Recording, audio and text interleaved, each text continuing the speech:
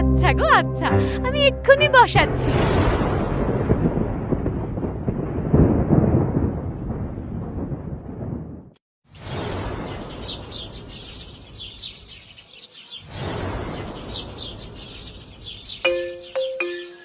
বাবা কি গরম গো! বাবা বড্ড গরম। হ্যাঁ গো, কাল রাতের ঘটনা শুনেছ? হ্যাঁ, ওই বাজারে সত্য কাকা নিমাই কাকার ঘটনাটা বলছিল। আমাকেও তো পুকুর পাড়ে ফুচকা চুরমুরের মা সব ঘটনা বলল। শুনে আমার গা শিউরে উঠল।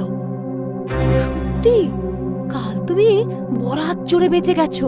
হ্যাঁ, ঈশ্বর বাঁচিয়েছেন, নইলে আজ এখানে আমি থাকতাম না, দেওয়ালে আমার ছবি ঝুলতো। বালাই ষাট, বালাই ষাট, ওরকম কথা মুখেও এনো না গো।